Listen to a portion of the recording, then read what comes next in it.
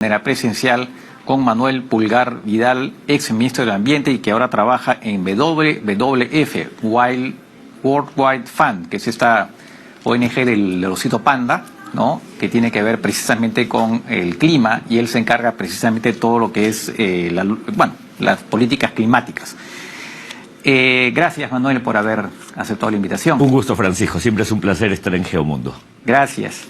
A ver, la cosa está que quema, literalmente, ¿no? Las noticias que nos llegan de Europa, de África, del norte de México, parte de Estados Unidos. Entiendo que ya la mitad de Europa en estos momentos está efectivamente con una crisis de calor muy fuerte, sequías y todo lo demás. China, acabamos de hablar de China, es atroz lo que está pasando. Pareciera que el clima ha entrado en trompo, es decir, como que estamos viviendo efectivamente lo que se temía que podíamos vivir, ¿no? Sí, el cambio climático no es un problema de futuro, es un tema de presente. Ajá. Y no es que se viene una crisis, estamos en plena crisis, estamos en plena emergencia.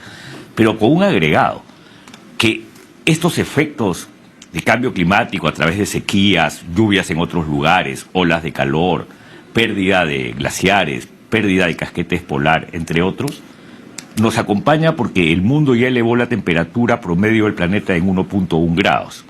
Pero lamentablemente seguimos incrementándolo y estas consecuencias nos van a acompañar por décadas, al punto que algunos dicen sí, olas de calor en Europa, pero esas olas de calor se van a convertir en esa temperatura promedio de esas regiones del mundo.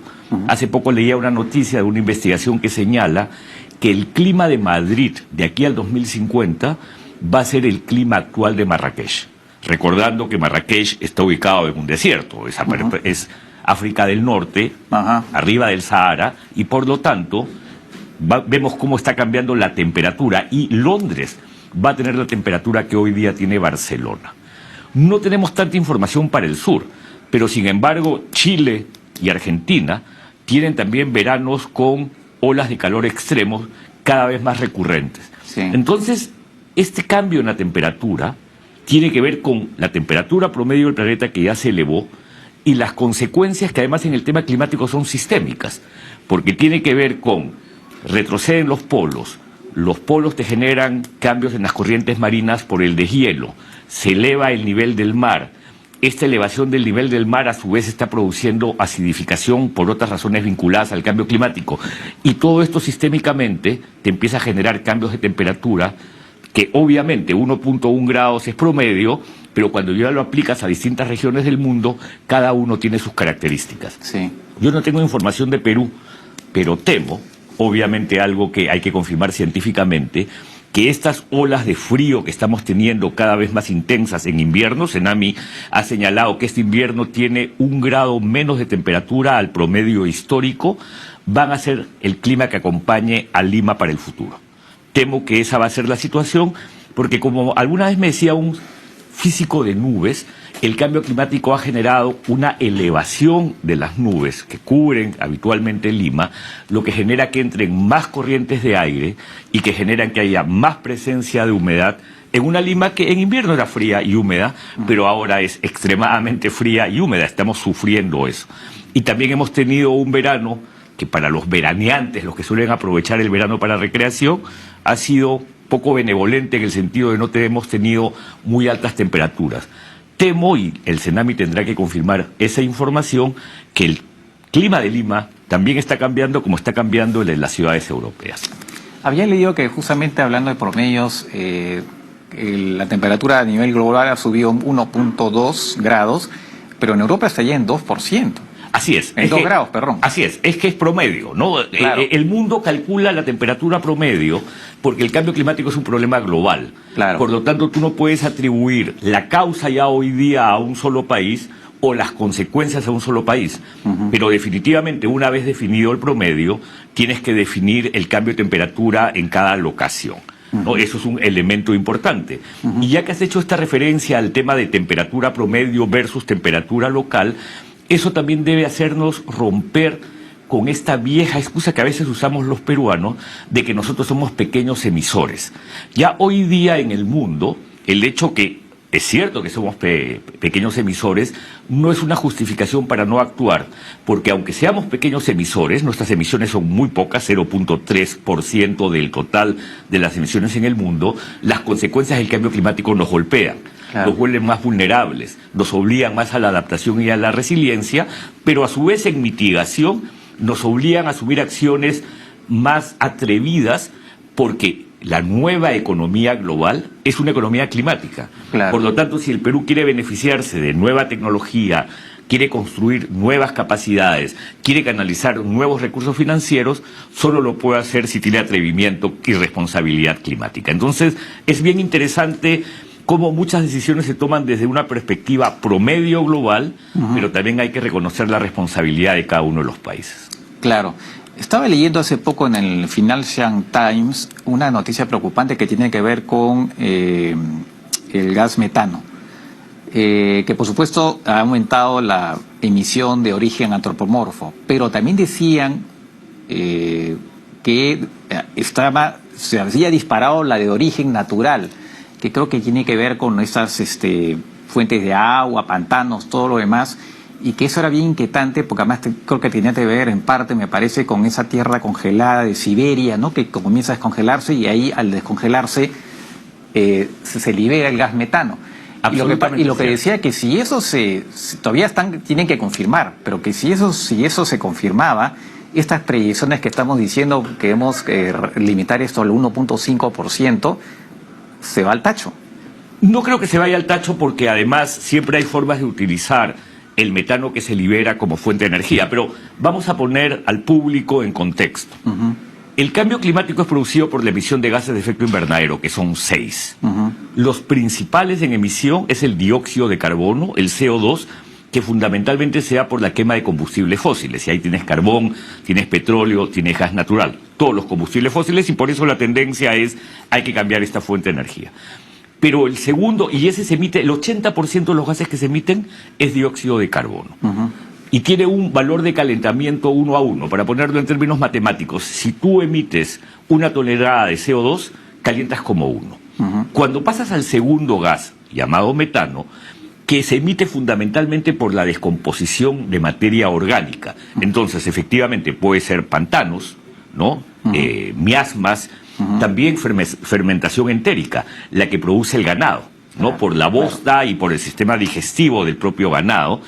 También basura orgánica no manejada, que te emite definitivamente metano, pero como tú has señalado, el permafrost, que es esta gran capa de hielo acumulado a lo largo de la historia del planeta, que además te permite ver la geología, la evolución y la edad del propio planeta. Al estar derritiéndose este permafrost, está liberando metano. Entonces, fundamentalmente es el derretimiento de los casquetes polares, el Ártico y la Antártida, la que está liberando mucho metano. Pero una cosa que no he dicho todavía, el metano calienta 22 veces más que el carbono. Entonces, 1 tonelada de metano te calienta como 22 toneladas de dióxido de carbono. Pero ahora el mundo se ha concentrado, en especial desde la conferencia climática de Glasgow el año pasado, y ha formado una coalición de ambición para tratar el tema del metano. Porque el metano efectivamente tiene un alto poder de calentamiento, se está convirtiendo en un problema, pero felizmente el mundo se está concentrando también en cómo controlar esta fuente de emisión. El metano, a su vez, Francisco, se produce en gas natural. Cuando tú explotas gas natural y también cuando venteas gas natural, que es una práctica que hoy día se considera indebida, liberas metano. Entonces el metano se ha convertido en un gas que el mundo quiere controlar. Cuando dices ventea, ¿qué cosa es? ¿Tú te has dado cuenta que donde hay instalaciones de gas siempre hay un gas residual que se lanza y se quema, ¿no? Eso es lo que se llama el venteo del gas, y hoy ya se considera que ese gas en todo caso debe ser reinyectado o reutilizado en el proceso. Porque, claro, porque digamos que puede resultar costoso hacerlo, por eso que las empresas no lo quieren hacer. Antes entonces se liberaba simplemente y se quemaba, incluso cuando tú sacabas del petróleo siempre está asociado también a gas, ese gas se venteaba, ¿no? De acuerdo, efectivamente. Y una cosa también que había leído es que no sabía, me enteré que el gas metano, si bien es verdad que calienta mucho más, sin embargo se queda en la atmósfera solamente como 10 años, mientras que el otro que es el gas, el carbónico, se queda como más de un siglo más. O sea, eso digamos, es el lado menos grave, si se quiere, porque se queda 10 años, ¿no? Así es. Pero igual, aun cuando, además la ciencia siempre está cambiando la información, porque como te decía al inicio, todo esto es un efecto sistémico, ¿no? Y es un efecto sistémico que tiene también que ver con el hecho que esta capa de gases de efecto invernadero, que probablemente muy poca gente reconozca, que los gases de efecto invernadero naturales han sido parte de la formación del planeta. Claro. Es por la existencia de gases de efecto invernadero que la vida en el planeta se hizo posible. Es una combinación de factores que llevaron a una formación de una capa que permitieron que el planeta tuviera una temperatura templada. En algunos lugares más frío, en otros más calientes, pero templada, e hizo del planeta un lugar habitable. Claro. Pero esta mayor emisión de gases ha engrosado esta capa de gases de efecto invernadero, lo que impide que los rayos del sol que ingresan y que luego refractan salgan fuera de la atmósfera y por lo tanto se produce el efecto invernadero, que es nos vamos calentando más, se van derritiendo los glaciares, van cambiando las corrientes marinas, hay nuevos vectores de nuevas enfermedades o en lugares donde antes nunca se presentaban. Este efecto sistémico, aun cuando es cierto que hay una diferencia en cuanto se retienen algunos gases en la atmósfera, cambia, pero igual el efecto sistémico se produce. Y es la combinación de todos estos factores lo que es preocupante. De acuerdo. Ahora, en medio de todo ese contexto ha salido, en Estados Unidos por fin salió una ley, claro, tiene que ver con la lucha con la inflación, pero tiene mucho del tema climático. Creo que están destinando 370 millones de dólares para incentivar, entre otras cosas, las nuevas fuentes de energía, todas estas cosas, energías limpias. Alguno por ahí ha dicho que un analista norteamericano que es Krugman, que es un economista que ha ganado el Premio Nobel de Economía, dijo algo así como que Estados Unidos de repente había salvado al mundo con esa ley. No sé si es para tanto, pero en todo caso es por lo ambicioso que era menos ambiciosa de lo que querían algunos, pero que igual es bastante ambiciosa. Esa ley, me imagino que has visto un poco. ¿En qué sentido es importante para la lucha contra el cambio climático? Esa ley es muy positiva y muy apreciable, ¿no? Es una ley que, por el acrónimo en inglés, es la ley IRA, ¿no? Inflation Reduction Act, claro. La ley de reducción de la inflación. Y esta ley hay que verla en varios contextos. El primer contexto es, hay que considerar que Biden ha sido capaz finalmente de promover una ley, además una ley aprobada por el Congreso, sí. Porque lo que hacía Obama en su momento era dictar órdenes ejecutivas, porque tenía una gran resistencia de los republicanos. Es más, Obama dictó 2 órdenes ejecutivas, el plan climático y el plan de energía limpia, que en el primer día en el poder de Trump fueron derogadas. A ese nivel era este conflicto. Y luego Biden intentó, Francisco, lanzar la ley de recuperación mejor.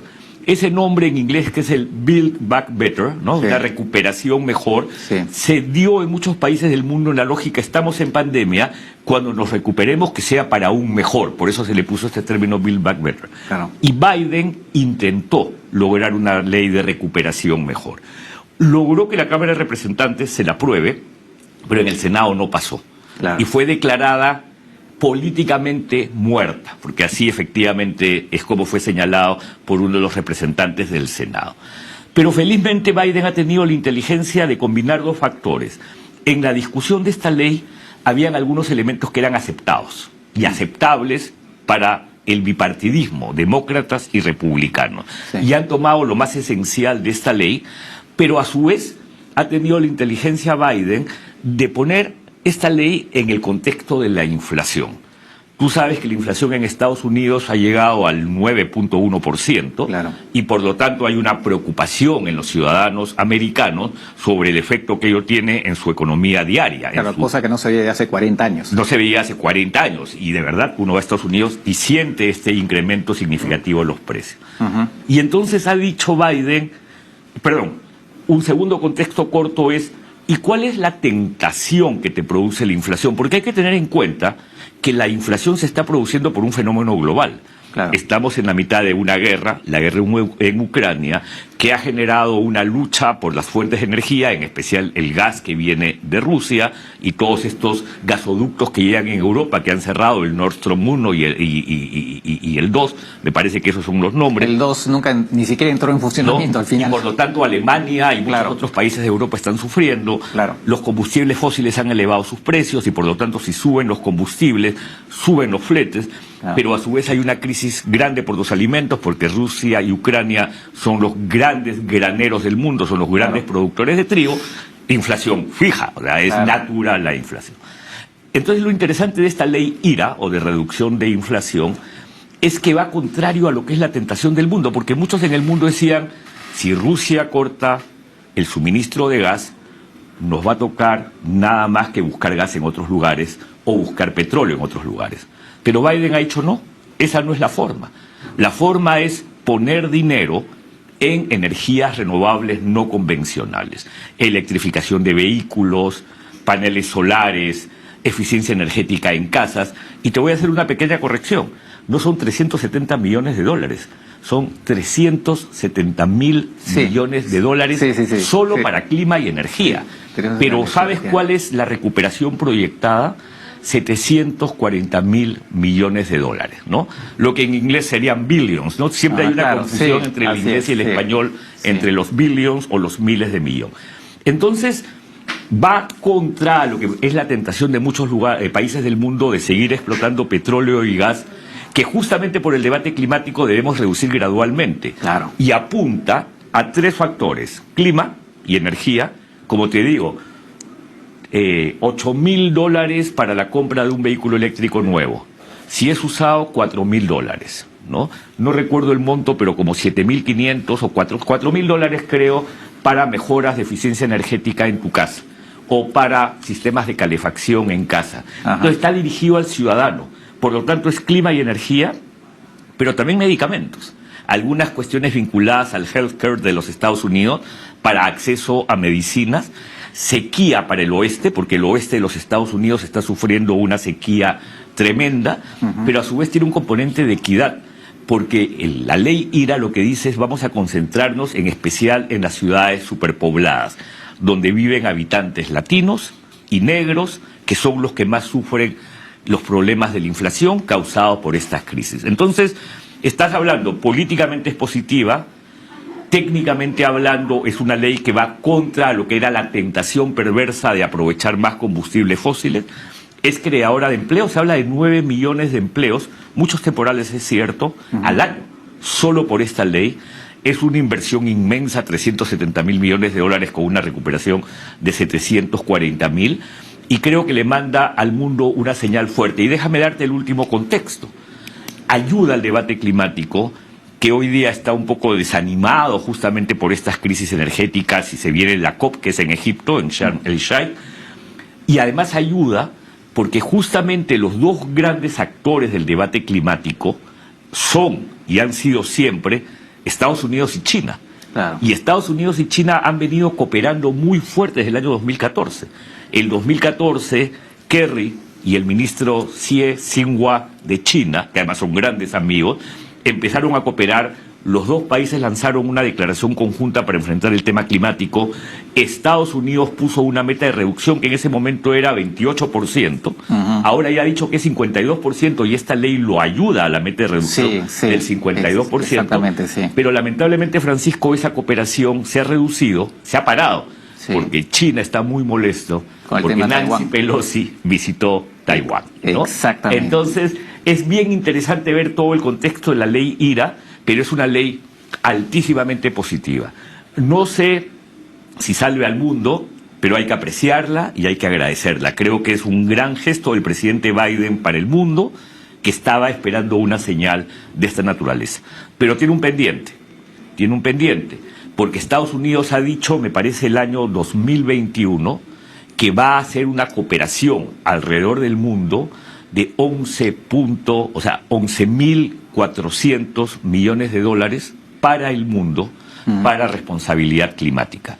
Y todavía, incluso con esta ley, que tiene muy pocos componentes internacionales, no alcanza. Entonces, Claro, este compromiso de 11.4 billions o mil millones de dólares es una ley que se dice para el 2024, ¿no? Claro. El cumplimiento de la meta. Entonces todavía falta el compromiso de la canalización de recursos, pero Biden está dando una muy buena señal política.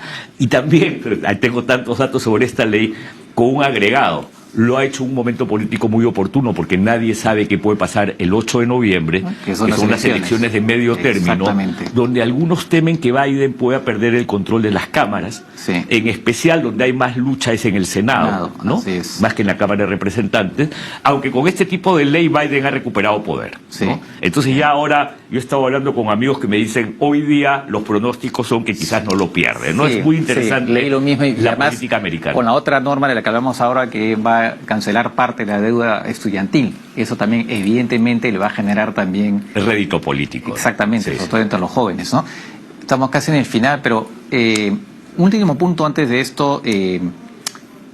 Uno de los temas interesantes de la ley es que por fin aclara este punto de que la Agencia Ambiental de Estados Unidos por ley va a poder luchar, proclama los gases de efecto invernadero como una contaminación. ¿Te acuerdas de esa resolución de la Corte Suprema que finalmente le cortó las alas un poco? En junio, decía, hace muy poco tiempo. Así es, porque decía, oye, pero la ley no dice eso. Sí, entonces sí. ahora la ley lo dice expresamente y eso le va a dar poder ahora sí mucho más, digamos, incuestionable legalmente a la Agencia Ambiental de Estados Unidos. Sí, ¿no? definitivamente ese es un elemento de contexto más. Cuando Biden parecía derrotado frente a tanta resistencia de los republicanos por que la ley Build Back Better no salía, finalmente fue declarada muerta, viene esta resolución de la Corte Suprema que tuvo algunos días de diferencia con esta decisión sobre las leyes de aborto, ¿no?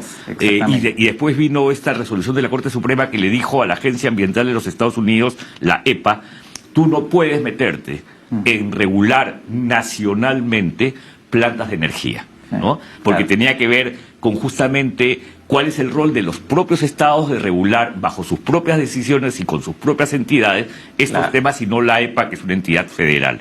Efectivamente, esta norma recupera un poder que parecía haberse perdido por esta decisión de la Corte Suprema. Entonces, es desde cualquier punto de vista una norma exitosa, una norma que le da poder, pero lo que más nos interesa no es si Biden tiene o no el poder, eso es algo que dejaremos para los americanos, es cuánto contribuye al mundo en esta lucha contra el cambio climático. De acuerdo, muy bien, muy interesante, hay motivos para estar optimistas a pesar de todo. Gracias, Manuel, y por supuesto estaremos nuevamente en contacto, me imagino bastante pronto, porque esto se está acelerando. Gracias, Manuel. Muchas gracias, Francisco, un gusto verte.